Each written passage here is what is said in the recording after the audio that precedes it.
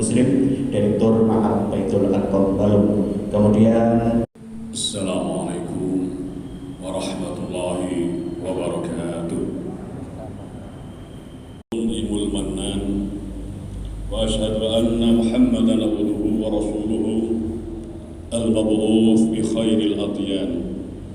Sallallahu wasallam ala sayyidina Muhammadin wa alihi wa ashabihi as-sadatil a'yan, amma ba'd.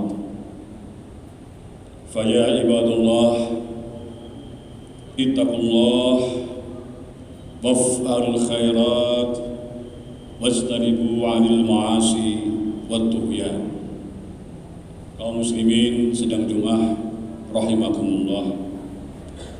Alhamdulillah wa syukurillah, hari ini kita berada di tanggal 11 Rabiul Awal dan terhitung sejak nanti sore, tepatnya saat waktu asar sampai besok sore juga saat asar, kita akan berada di tanggal 12 Rabiul Awal, tanggal dan bulan di mana junjungan kita, panutan kita, Nabi besar Muhammad sallallahu alaihi wasallam dilahirkan di kota Makkah, atau yang biasa disebut dengan Maulid Nabi. Kita sambut kelahiran beliau dan kita peringati hari kelahirannya. Kita sambut dan kita peringati kelahiran Nabi Muhammad sallallahu alaihi wasallam, Nabiullah yang diutus ke dunia ini dengan beberapa tugas, antara lain adalah menerangkan kebesaran Allah Subhanahu wa taala, kekuatan kudratnya dalam melakukan iradahnya, juga menerangkan bagaimana cara manusia memuliakan dan membesarkan Allah Subhanahu wa taala dengan mengadakan beberapa cara ibadah, mencegah mereka mengerjakan pekerjaan keji, menyatakan pahala dan dosa sebagaimana firman Allah Subhanahu wa taala dalam surat Al-Fatir ayat 24. A'udzubillahi minasyaitonir rajim. Inna arsalnaka bil haqqi basyiran wa nadhira. Sesungguhnya kami mengutus kamu dengan membawa kebenaran sebagai pembawa berita gembira dan sebagai pemberi peringatan. Hadirin di salat Jumat rahimakumullah. Dalam urusan hidup serta memperbaiki urusan kehidupan dan penghidupan, beliau sallallahu alaihi wasallam menyuruh kita bekerja, menyuruh kita beramal usaha, mencegah kita bersifat malas, sebagaimana beliau bersabda, "I'mal li dunyaka ka'annaka ta'isu 'abadan wa'mal li akhiratika ka'annaka tamutu ghadan." Berusahalah untuk urusan duniamu seolah-olah engkau hidup selama-lamanya, dan berusahalah untuk urusan akhiratmu seolah-olah engkau akan mati esok pagi. Rawahu Ibnu Asakir. Hadirin salat Jumat rahimakumullah. Di dalam bidang masalah-masalah yang berhubungan dengan akhlak, beliau menyuruh kita semuanya supaya berakhlak mulia, berakhlakul karimah, beradab sempurna. Dan di antara peringat-peringat itu ada yang faedahnya kembali kepada pribadi kita sendiri, seperti halnya berlaku benar, memelihara lisan kita, tiada berdusta, tiada melihat barang yang haram. Dan ada pula yang manfaatnya untuk umum, misalnya bermurah tangan, memberi pertolongan, memberi makan fakir miskin, dan lain sebagainya. Nabi Muhammad sallallahu alaihi wasallam diutus menjadi rasul dengan maksud utama untuk membina dan menyempurnakan akhlak, sebagaimana dinyatakan dalam hadis, innama bu'itsu liutammima makarimal akhlaq, bahwasanya aku diutus Allah untuk menyempurnakan keluhuran akhlak. Tugas Nabi yang digariskan dalam sejarah hidupnya cukup menarik simpati manusia untuk mengikuti dan melaksanakan ajaran risalahnya. Oleh karena risalahnya memberikan informasi tentang faktor-faktor keutamaan akhlak lengkap dengan penjelasan aspek-aspeknya. Sidang Jumat rahimahullah, Islam telah menggariskan tentang ibadah dan menetapkan bahwa ibadah itu merupakan pokok iman, bukan merupakan upacara agama yang bersifat abstrak. Islam tidak mengajarkan manusia melakukan perbuatan mungkar yang tidak mempunyai nilai akhlak yang luhur. Namun sebaliknya, Islam mengajar manusia hidup bersahaja dengan akhlak yang mulia dalam situasi dan kondisi apapun dan bagaimanapun. Sebagaimana Al-Quran dan hadis menyatakan kita, Allah mendatangkan surat wajib sekaligus menerangkan hikmah-hikmahnya. Firman Allah dalam surat Al-Ankabut ayat 45, wa aqimis sholata inna sholata tanha 'anil fahsya'i wal munkar. Dan dirikanlah sholat, sesungguhnya sholat itu mencegah dari perbuatan keji dan munkar. Membersihkan jiwa dari perbuatan keji yang membawa kehinaan dan mensucikan diri dari perkataan buruk, itulah hakikat daripada hikmah sholat. Mengenai ibadah zakat, hadirin sekalian, pada hakikatnya zakat bukan seperti pajak sebagaimana yang selalu kita bayarkan, namun merupakan pembinaan untuk menanamkan rasa kasih sayang secara tulus dan mendekatkan hubungan ukhuwah yang baik di antara masyarakat. Firman Allah Subhanahu wa taala, "Khudh min amwalihim shadaqah tutahhiruhum wa tuzakkihim." Yang artinya, ambillah hai Muhammad sebagian dari harta mereka, yakni orang-orang yang mampu, sebagai sedekah atau zakat, demi untuk kau kasihkan dan kau sucikan jiwa-jiwa dan harta benda mereka dengannya. Surat At-Taubah ayat 103. Demikian itulah hakikat zakat, yakni untuk membersihkan jiwa dan untuk mengangkat manusia ke jenjang yang lebih utama, ke jenjang yang lebih mulia. Oleh karena itu Rasulullah SAW memberikan pengertian sedekah dalam penerapan yang lebih luas, sebagaimana sabda beliau, tabassumuka fi wajhi akhika laka sedekah. Senyummu atau bermuka manismu untuk saudaramu adalah sedekah. Hadis riwayat Bukhari. Nabi Muhammad SAW menuntut umatnya dengan ajaran akhlak. Bagi mereka yang tidak mampu bersedekah dengan harta benda, dapat memperoleh pahala dengan jalan bersikap bermuka manis, memberikan senyuman ramah terhadap siapapun. Karena bersikap bermuka manis pun memiliki nilai dan harga yang sama dengan sedekah. Sidang Jumat rahimahullah. Begitu juga agama Islam mengajarkan ibadah puasa. Puasa bukan hanya sekedar menahan diri dari makan dan minum dalam waktu yang terbatas. Namun lebih daripada itu, puasa merupakan latihan menahan diri dari keinginan perbuatan keji yang dilarang oleh Allah Subhanahu wa taala.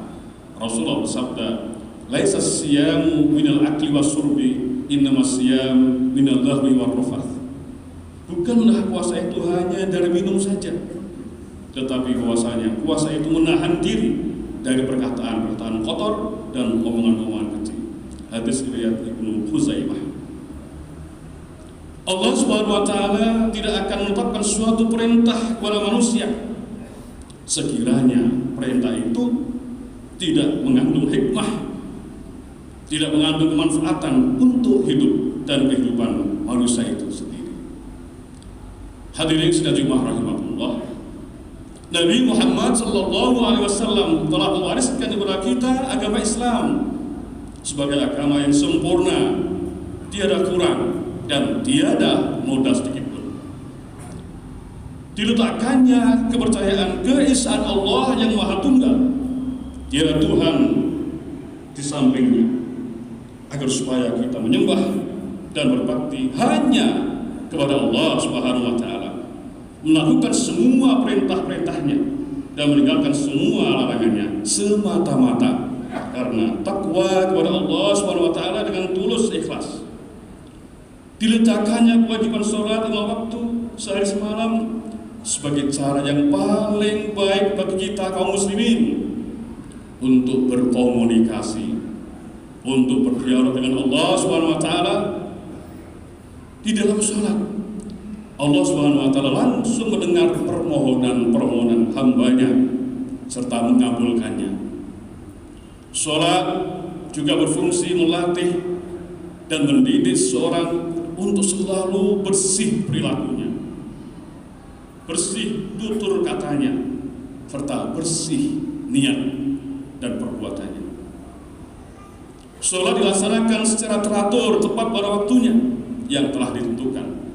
Dengan demikian, sholat juga mendidik kita semuanya, mendidik kaum muslimin untuk selalu disiplin dan memenuhi janjinya.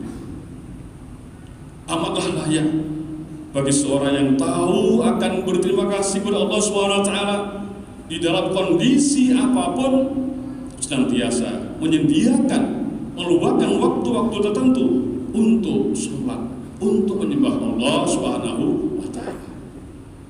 Sidang Jumat rahimahullah, Nabi Muhammad sallallahu alaihi wasallam adalah benar-benar al-mathalul kamil, contoh teladan yang sempurna bagi kaum muslimin, bagi kita semuanya. Dari segi kasih sayangnya, Nabi Muhammad sallallahu alaihi wasallam adalah seorang insan yang nalurinya adalah kasih sayang. Sifatnya adalah cinta kasih.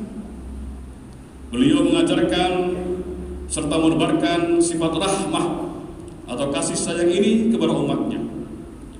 Rahmat dalam pengertian yang luas dan benar, bukan dalam pengertian bebas berkencan antar muda-mudi, bebas mengekspresikan rasa cinta kepada pacarnya dengan alasan hari kasih sayang, sebagaimana yang melanda kalangan muda-mudi saat ini. Sekali lagi, agama kita al-Islam adalah merupakan agama yang penuh dengan rahmah atau kasih sayang dalam pengertian yang luas dan benar. Saudara Jumat rahimahullah, kepada siapakah kasih sayang dan cinta itu ditujukan? Jawabannya adalah kepada semua makhluk, bukan saja kepada manusia, namun juga kepada makhluk Allah yang ada di muka bumi ini. Ketaatan beliau kepada Allah Subhanahu wa taala melebihi ketaatan semua manusia. Begitu pula cintanya kepada Allah. Beliau selalu melakukan kebajikan dan kebaikan kepada sesama manusia dikarenakan cintanya kepada Allah Subhanahu wa taala. Kebajikan merupakan kesenangannya. Beliau melakukan kebajikan dengan ringan dan senang karena dorongan cintanya yang bersemi dan tumbuh dari lubuk hatinya. Melakukan kasih sayang baginya bukan saja merupakan sesuatu yang dipaksakan, tetapi memang semenjak masa kelahirannya, semenjak beliau dicipta Allah Subhanahu wa taala, sudah mendarah daging seluruh tubuh dan tindakannya. Itulah yang menjadi latar belakang budi luhur Rasulullah sallallahu alaihi wasallam. Hadirin sekalian rahmatullah, kasih sayangnya pada hewan, pada binatang. Abdullah bin Ja'far membawakan riwayat sebagai berikut. Pada suatu hari Rasulullah SAW masuk ke dalam seorang sahabat Ansar. Tiba-tiba beliau melihat seekor unta. Begitu unta melihat Rasulullah, langsung saja seakan-akan mengutarakan apa yang sedang dideritanya. Unta itu pun mengeluarkan air matanya. Lalu dikatakan Rasulullah, sambil usap air matanya. Barulah unta nampak tenang dan diam. Kemudian Rasulullah bertanya, siapakah pemilik unta ini? Di situ ada anak pemuda yang menjawab, kepunyaanku ya Rasulullah. Rasulullah bersabda, tidakkah engkau takut kepada Allah? Beranikah engkau mempertanggungjawabkan perihal unta yang telah diberikan Allah kepadamu ini? Tahukah kalian, tahukah engkau, untamu ini menyampaikan keluhannya kepadaku karena engkau selalu membiarkan tanpa engkau memberi makan yang cukup, dan engkau telah menggunakan tenaganya secara berlebihan hingga kelelahannya membuat dia rebah dengan tangisan yang memilukan. Dari hadis ini, hadirin sekalian, kita memperoleh gambaran betapa besarnya kasih sayang beliau terhadap binatang. Seolah-olah beliau mendengar keluhan unta itu, dan jelas keluhannya itu minta tolong atas apa yang sedang dia derita.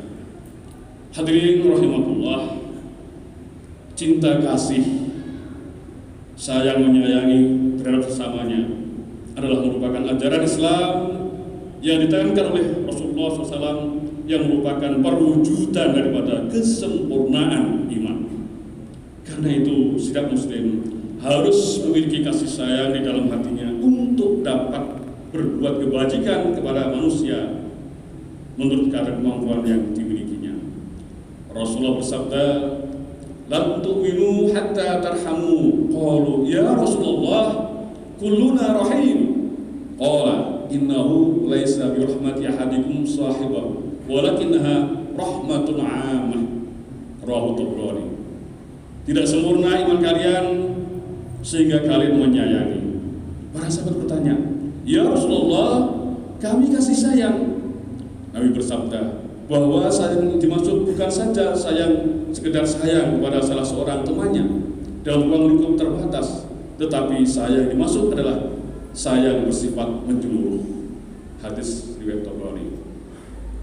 Sudah jemaah rahimakumullah, Rasulullah SAW, seorang nabi dan utusan Allah, selalu memberikan pelajaran dan contoh yang baik kepada kita semuanya, kepada umat. Mudah-mudahan kita senantiasa mendapatkan bimbingan dan petunjuk Allah SWT sepanjang hayat kita. Amin ya rabbal alamin. Barakallahu li wa lakum fil Qur'anil azim wa nafa'ani wa iyyakum bil ayati wal hakim wa taqabbal minna tilawatahu innahu huwas samiul alim.